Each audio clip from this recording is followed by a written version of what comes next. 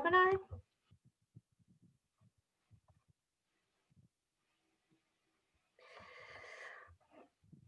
All right, so for those of you kind of getting settled and logging in, I'm just going to share a few things about our webinar here.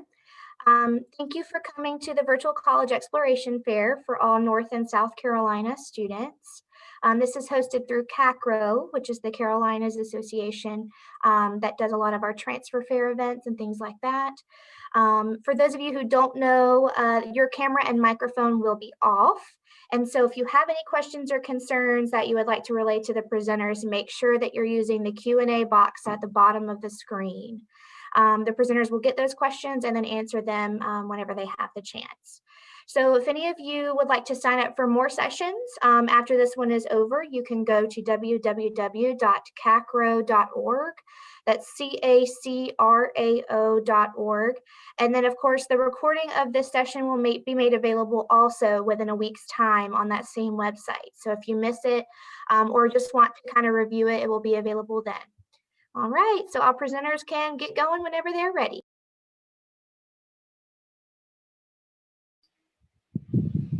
Wonderful. Okay, friends, welcome. We're going to start by introducing ourselves. My name is Elliot Kimball. I'm an assistant director within the Office of Intercultural Engagement at the University of North Carolina at Greensboro, and I use he, him, and his pronouns. Hello, everyone. My name is Megan Lee, and I'm a transfer admissions counselor here at UNC Charlotte. I'm very excited to be here with you all this afternoon, and I use she, her, and hers pronouns. Great, and I am also super excited to be here. My name is Sydney Leister. I am also a transfer admissions counselor, but for East Carolina University, and my pronouns are she, her, hers as well.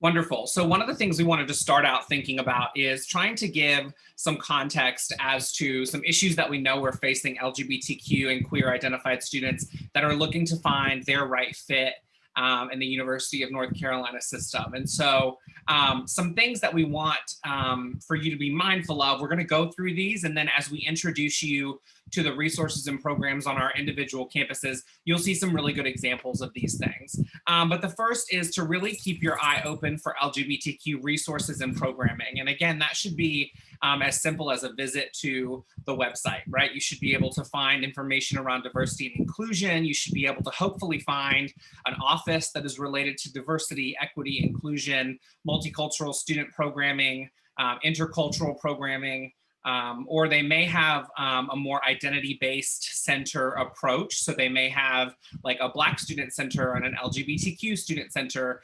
So any of those sort of models are at least telling you that there's been thought and there have been resources and priorities that have been sort of assigned to the support and retention of queer identified students.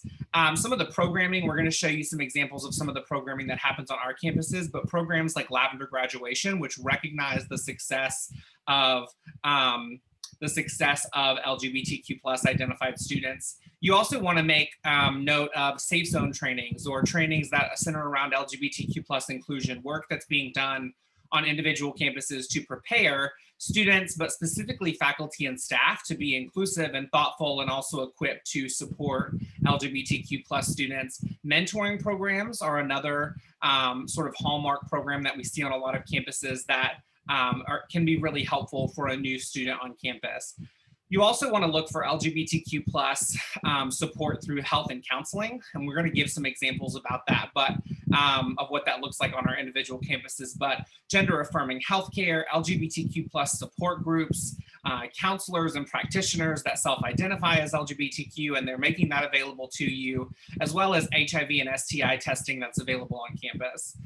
You'll also notice you'll want to take notice of any queer-focused academic disciplines or courses or programs centered around things like women and gender studies, because that also, one, leads to more programming around those topics on your campus too, but also gives you the opportunity to, in your academic work, explore those topics, which can really be an interesting opportunity. And then the other thing would be LGBTQ plus social justice focused living learning opportunities. And so one of the things for transfer students is, the encouragement to try to find as many connections as you can on campus. And that might include living on campus. And if it does, there's some wonderful opportunities within the residence halls to be connected there as well. The other thing to think about too is to think about sort of the city centers that our institutions are in and near, because that has a lot to do with connections that are made between institutions and LGBTQ plus focused nonprofits or LGBTQ centers that are in the community. Those are really, really important, as well as Pride and LGBTQ plus centered community events. That tells you a lot about the culture of the community that you're going to be becoming a part of. Also, you'll want to be mindful of things like policy. So that can look like gender diverse or gender inclusive housing, statements that the university is prioritizing or making around anti-discrimination that is inclusive of LGBTQ plus identities. That's really important because usually the anti-discrimination policies on campuses go a lot further than state law, as in terms of including particular identity groups, most specifically gender identity and sexuality or sexual orientation. And so those are other things you want to keep an eye open for, as well as name changes on campus. So we know that for a lot of college students, there are many, many barriers in completing a legal name change, or that might not even be something that you're interested in or something that you feel like is part of your journey, and that's okay. That doesn't mean that you might not want to be referred to by a chosen name on campus. That's different from the name that's associated with your social security number or is associated with most of your university records or documents. And so being mindful and open to hearing about name change processes and what campuses are doing to make sure that you're being identified appropriately in as many spaces as you can be on campus. And then also LGBTQ plus groups. So student organizations for sure, but even alumni groups that look to connect queer identified alumni from certain institutions, as well as faculty staff groups. That can be really powerful in terms of finding mentors and finding faculty and staff members that also identify as LGBTQ plus or queer, and seeking them out as support systems as well.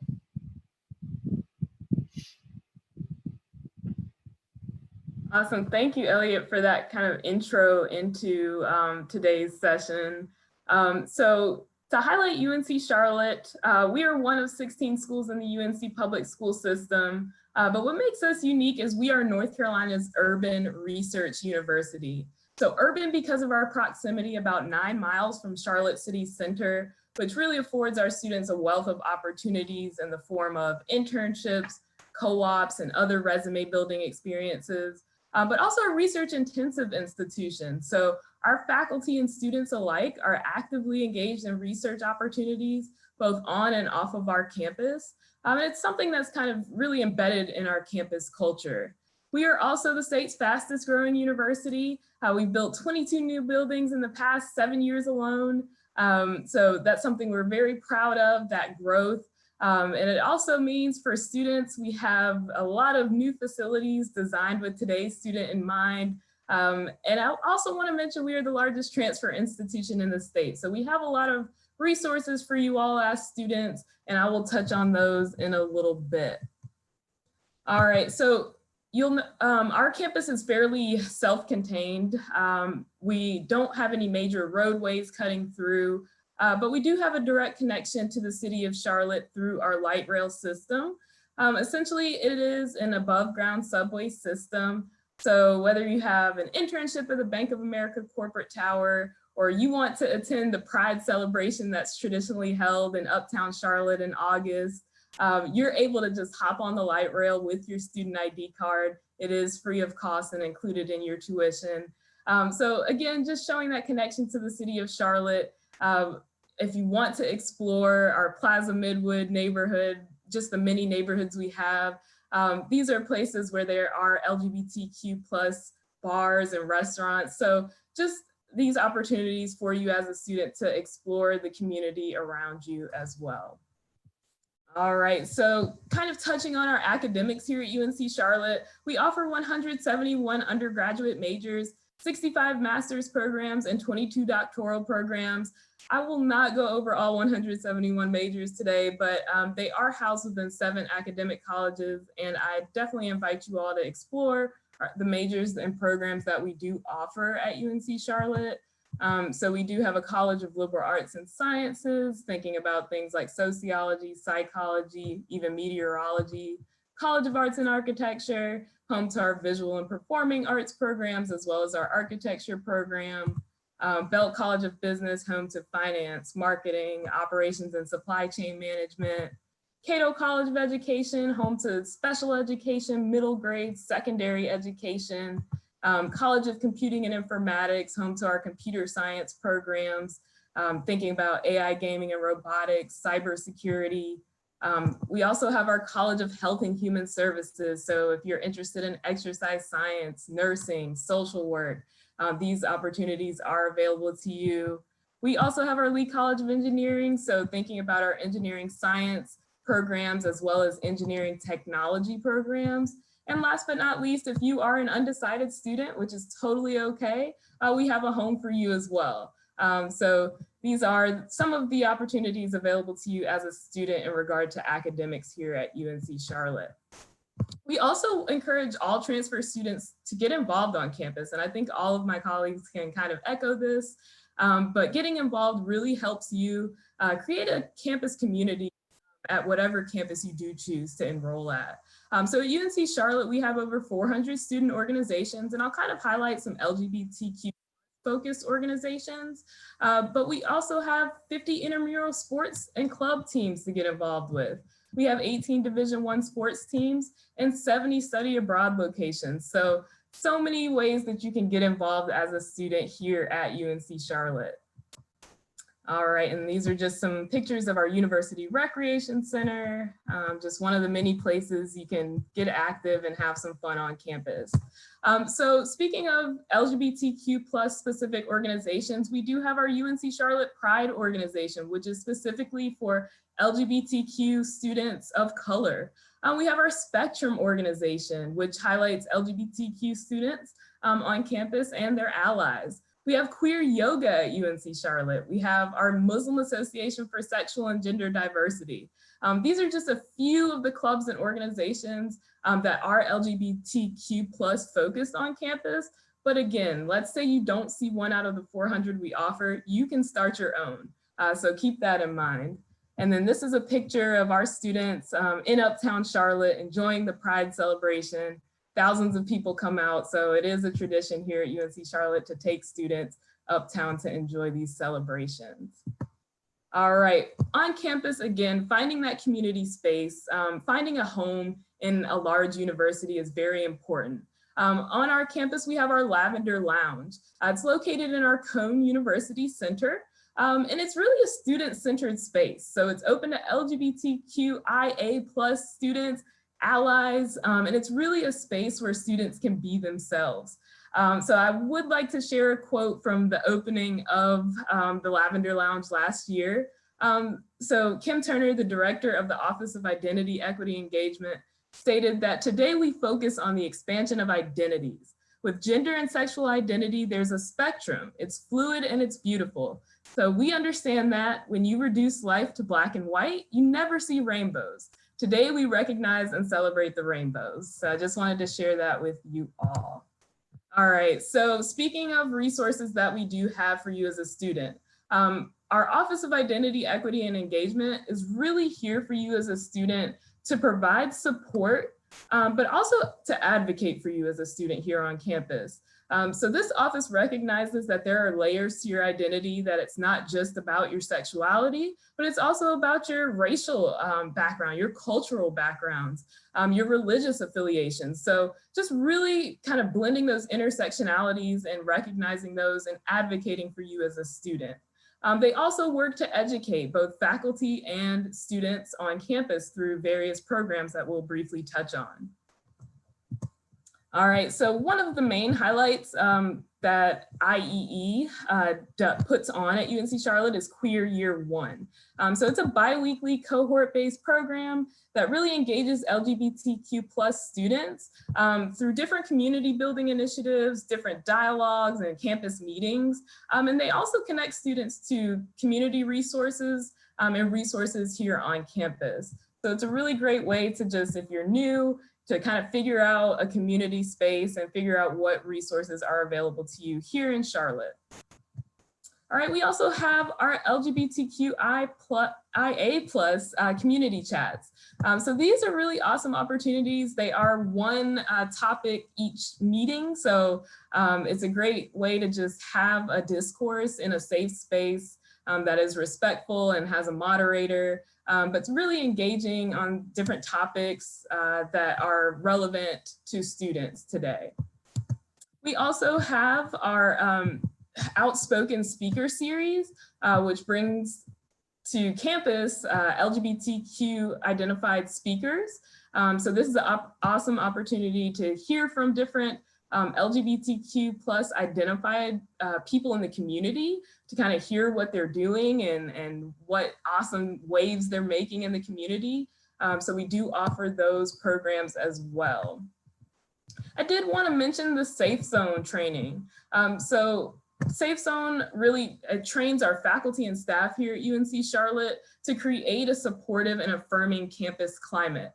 So if you see that sticker on campus and in a faculty member's window or on their door, you can know that they're committed to listening, respecting, and accepting who you are as a student. There is also a student focused version of this training, and it is called peer-friendly training. So if you do see a student with that emblem on campus, you can also know that they're committed to being open and listening and affirming your identity. All right, I did want to touch on pronouns because they are so important. So why are they important? Our university recognizes that gender is on a spectrum. It's non-binary in nature. So we recognize that using someone's correct pronoun really ultimately respects their humanity as an individual. So with that in mind, on our admissions application, you will be able to select your preferred pronoun. We will also ask you if you are okay with us using your pronoun in communicating with your family members.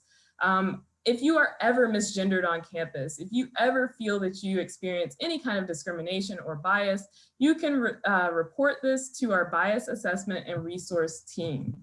You will also be able to use your preferred name on your 49er student ID card, in emails, in everyday conversation, and in the classroom, so keep that in mind. All right, so just trying to briefly wrap up, we also have many counseling and psychological services available to all students. So our counseling center offers individual services, couple services, group counseling, and students are able to take advantage of 12 sessions per academic year for free. So staff counselors are Safe Zone trained, as well as counselors on staff who have specialized experience working with members in the LGBTQ plus community. And we also have a discussion and support group called True Selves. So that's something that a lot of students love to take part in. It is a weekly group that meets on campus. All right, so we do encourage transfer students to live on campus. At UNC Charlotte, over 500 transfer students choose to live on campus each academic year. And it's a great way to, again, create that community on campus. So in thinking of kind of equality on campus and living on campus, we do offer gender affirming housing. So although in the state of North Carolina, you are housed based on your biological sex, we do offer students the opportunity to select from housing options with students who also identify as the same gender identity. So you will be able to fill out a form to request to live with someone of your same gender identity or expression, and that you will be matched with those students. So that's an awesome opportunity. I encourage all students who would be interested in that to take a part of. We also have all gender restrooms on campus. So I know a lot of times using the bathroom can kind of be a stressful ordeal. And we try to take that stress out of that process by highlighting all gender restrooms on campus. So there is a map. If you visit this website, you'll be able to see all of the all gender restrooms on campus. And basically it's a unisex restroom, a single stall where you know that you are safe and will not face any kind of harassment. We also have the Gender Excellence Learning Community, which I also encourage students to take part of. So essentially a learning community is a cohort of students where they live and learn together. It's a first-year learning community that really connects students with campus resources, as well as community resources. And ultimately, their goal is to promote equal rights and equality for all with a social activism focus. So an awesome way to meet new people and create a community here at Charlotte. Last but not least, I did want to mention, funding your education. It's important to look for as many scholarships as you can. So at UNC Charlotte, students apply for scholarships every year through our Niner Scholars portal. And one of the scholarships that I did want to highlight is our P-Flag Scholarship. So this award could range from $500 to $1,000, and it can be used to support books or tuition. You have to be a full-time undergraduate student here at Charlotte and also fill out the FAFSA or financial aid application. You do have to identify as LGBTQ+ or identify as an ally. So this is an awesome way to get some extra cash to fund your education. All right, so I did want to just conclude by saying we'd love to hear from you. Definitely reach out to our office if you have any questions throughout your transfer process. We're here to help, and you can definitely contact me directly. Thanks so much. Awesome. Well, thanks, Megan. You can actually go ahead and skip to the next slide. It's kind of a filler slide, but I'll introduce myself again. My name is Sydney, and I'm with ECU. I think it's really cool how all of the different institutions across the state have similar resources for our LGBTQ+ population, but then there's also very unique programming and different things. So I'll try to highlight maybe the differences and not emphasize similar things that we do have at UNC Charlotte. But to introduce you, if you know already, to Pirate Nation or ECU, we are located in Greenville, North Carolina. So just east of I-95, we have just over 29,000 students. So we're the 4th largest state school, so bigger institution. Bring in, I think we're in the top 3 most transfer students each year. So you're not alone. You're not the only transfer student coming to ECU. And we're also a doctoral research institution, just like UNC Charlotte. We're the 3rd largest in the state, and roughly 30 to 40% of our undergraduate students get involved in that research. So a few unique programs at ECU that make us kind of well known in the state. We have the largest college of business, education, nursing, and allied health sciences. So we produce the most nurses, teachers, and healthcare providers in the state. But apart from those specific colleges, we do have 12 colleges total, 176 degrees, so huge plethora of options, and then 84 of those are baccalaureate level programs. But on the next slide, I'll just go ahead and transition right into what is ECU's Intercultural Offices and Centers. So of course, our LGBTQ Center is within this overall office, and these very much intersect, and I'll point out a couple ways that they do in a second, but of course I will focus in on the LGBTQ Center on the next slide. So East Carolina University, something we brag about within that center is going to be that On-Campus Pride, which is a great website to explore just different campuses. And not only do you get obviously that Pride Index number, but you get some other information you see on the left, which I always find fascinating, but we're extremely proud of our 4.5 out of 5 stars. So that is a rating that we put a lot of work into. So we have to fill out different surveys. They interview students, they interview faculty, staff to get an idea of how friendly our campus is when it comes to the LGBTQ+ population, and then the inclusion part as well. And then we have the Premier Campus Award, which Elliot and I were talking earlier, not really sure what that means, but I love highlighting that. And Mark, our director of the center, also loves to highlight that piece as well. So then on the next slide, I will go ahead and go a little bit more into detail about the Dr. Jesse R. Peel LGBTQ Center. So it was founded in 2011, and it serves the entire ECU campus. So faculty, staff, students, alumni, and it is phenomenal. So it is actually brand new. It opened only a year and a half ago in our brand new student center, and it is the largest LGBTQ+ center in the UNC system, which is awesome. And there are some incredible resources, very similar to the other schools on the panel, but housed within this center. We also participate in a lot of the national campaigns, so National Coming Out Day, Transgender Day of Remembrance, which I'll point out in a second. Some of our clubs and organizations get to take part in the organization of those events. So if that's something that interests you as well, you're not only going to be part of a community in this center, but you're also going to be able to take part in different events and spread just kind of that joy and that inclusion with your peers in that sense. So some of the resources and programs that we have: Coffee House Group, one of my favorites, and we're still doing it virtually. So it's at 1 p.m. on Wednesdays, and there's different topics that are brought up. So anything from sexuality, intersection of those different groups, and we just openly discuss. So that's something unique. Lavender Lounge, similar to what Elliot mentioned at the beginning. So that graduation celebration and recognizing those students.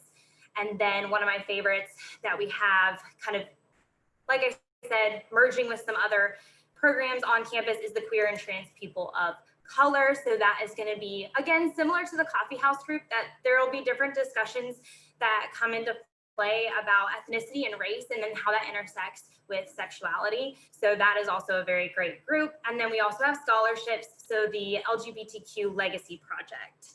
So student organizations, this is, like Megan mentioned, not all of them, just a few of my favorites on campus, and some of the pictures kind of show some different days and events that they organize. But Brody Sexual and Gender Diversity Organization, so it's housed kind of within Brody School of Medicine, and their focus is to really help doctors and healthcare professionals build an awareness of the LGBTQ community and how they can assist with that process. So obviously it's going to house within the different schools, so Brody School of Medicine and LGBTQ Plus Center, but really focusing on how those healthcare providers can become more aware, more inclusive, similar to what they do with the Safe Zone at the different schools, but alongside the medical school.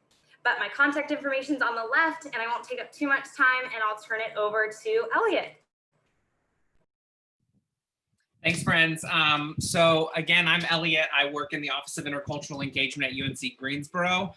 You will see some braggy things here on the screen, some things that we're pretty proud of at UNCG. A few of them being, we're ranked as the #1 North Carolina university for social mobility. We are consistently ranked as one of the best colleges by both the Princeton Review and the US News and World Report. Several different entities recognize us as being a really great deal, bang for your buck, low student debt. And then we are consistently recognized both last year and this year specifically with the Higher Education Excellence and Diversity Award, which highlights and recognizes all of the work that UNCG does around diversity and inclusion. It's also important to note that we are a minority serving institution, right? So meaning that more than half of our students identify as students of color. And then beyond that, we have lots of other diversity that we are quite proud of at UNC Greensboro. So a little bit about the diversity around LGBTQ identities on our campus. Our campus climate survey last year found that nearly 30% of our students identify as LGBTQ plus or queer in some way. So we're talking about nearly 6,000 of our 20,000 students, which lets you know that we have a really large, robust community on our campus. You'll notice, as Sydney also mentioned, we are quite proud of our Campus Pride National Index, 4.5 out of 5 stars. Sydney also mentioned campuspride.org is an incredible resource. And so I encourage you to go and use that as sort of a portal to connect with other in North Carolina institutions and learn more about the specific things they're doing to include and welcome queer identified students. Mosaic is our living and learning community on campus, which is for first-year students who are interested in expanding their understanding of that says social just, but it's meant to be social justice, which leads to socially just environments. There we go, we're gonna close the loop. And in intercultural engagement, and they also celebrate diversity. So they do lots of programming around queer identities. They do lots of advocacy and outreach, and they're a wonderful opportunity. The last thing that I'm pretty proud of is UNC Greensboro has a gender diversity working group, which is made up of students, faculty, and staff. And our goal is really to work to remove barriers to success while advocating for gender diverse, transgender, and non-binary identifying students. So we've been able to do a lot of work in the past few years since our inception, making our campus more inclusive and thoughtful and welcoming, for gender diverse students. So a little bit more about the office that I come out of. I work in the Office of Intercultural Engagement. Our goal is to help students engage across difference, and we do that in a number of different ways. The cool thing about our space is that we are housed in our Intercultural Resource Center, which I know, like Megan mentioned, the Lavender Lounge. We have a similar, and at ECU, there's the Dr. Jesse R. Peel Center. You know, at UNCG, we have our Intercultural Resource Center, which is similar in the sense that it's a lounge space. We have space for students to meet with their groups, for students to work on projects, for students to host programs. But we also have a resource library in our space, which students find really helpful. It's a curated selection of resources from our larger Jackson library, and that's located within our space. So some examples of the programming that comes out of our office are right here in front of you. So one of the things that we've done, these are just a few of the examples of things we've done as we've had to shift virtually. So we've taken our very popular drag bingo event virtual. We've done some virtual interviews with drag entertainers that are working with a national organization called Drag Out the Vote to get the word out around voting and civic engagement. We also recognize and celebrate Spirit Day on our campus, which is every October, and is looking to, that is a GLAAD initiative, which is a national nonprofit, looking to spread awareness around ending bullying and violence of LGBTQ young people in educational spaces. A few more things you'll see, our Safe Zone program is broken into two parts. So we have a Safe Zone 1.0 and 2.0, and then a Trans Zone. We offer this for faculty and staff, and then we offer, similar to UNC Charlotte, we offer kind of a different version for our students, but that's available too. Some other examples of programming we do pretty regularly: Second Chance Prom, our drag bingo, like I said, we do a drag show. We've started an LGBTQIA recovery group, so those that identify as queer and also are also in long-term recovery. We do trivia, we do Sex Ed for All, which is sex education inclusive of sex, gender, and sexual orientation, and that's a collaboration with Planned Parenthood. So lots of different exciting things that are LGBTQ focused coming out of our office. And just a few more things that we do. So No Labels is our student organization that focuses on the intersection of race and queerness. So inviting and welcoming and celebrating and advocating for queer students of color. I mentioned our Safe and Trans Zone training. We do have an LGBTQ plus mentoring program. One of the other things I'm really excited about, like I mentioned in the beginning, trying to find a campus that has connections, which most campuses do, but has connections with the nonprofits that are doing this work in your area and the local LGBTQ centers. We offer a free name change clinic for gender diverse students every semester, which is a wonderful opportunity. We do lots of HIV/STI testing events. Blossom is actually a trans and non-binary support group. It's a collaboration between our office and Health and Counseling. We do lots of Heritage Month programming. So everything from Black History Month to Native American History Month to Pride Month to LGBTQ History Month, and lots of programming around those things. We have a program called Gender and Sexuality Educators, which is an opportunity for students to be employed with our office and help go out on campus and educate others around LGBTQ identities and inclusion. We have a Lunch and Learn series. We do LGBTQ plus and abroad, which is a program that helps students who may identify as queer but are also looking at studying abroad consider their options and think about ways they can do that safely and find international spaces where they'll be welcomed and included. And then we also have an LGBTQ plus faculty and staff group. So I know I flew through all of that. You can find a lot of that same information on our website, which is intercultural.uncg.edu. You can also find my contact on that website, which is also right here on the screen in front of you. So if you have any questions, feel free to reach out. I'm happy to connect with you, talk more about the things I mentioned, and get you super excited about becoming a Spartan.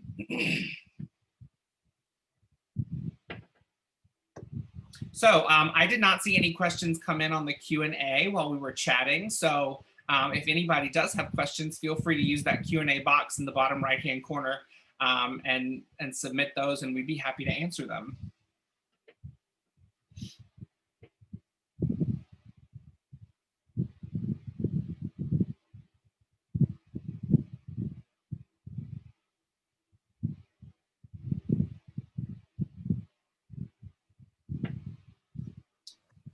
Guess they're being shy, Elliot. That's okay. Yeah, right.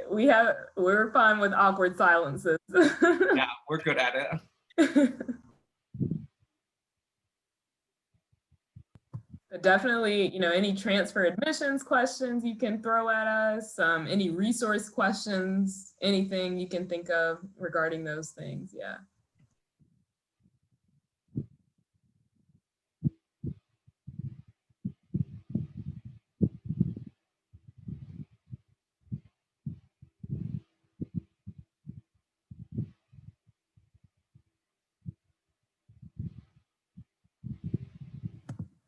All right. Well, I definitely, you know, thank everyone for coming to this session. Thank you to Sydney and Elliot. Please reach out to our offices. We love to engage with you further. So yeah, please do not hesitate, and thank you for your time. Thank you, Megan. Yes, thank you guys. All right. I will go ahead and share our last little pieces of information for you all. Thank you for joining us today. We really appreciate you coming. And of course, anyone that may have missed it can find this session up on CACRAO.org within a week's time. And if you need to sign up for more sessions, you can also go to our website, CACRAO.org. And I'm sure you can connect with any of these presenters as well and many of the other sessions. So thank you so much.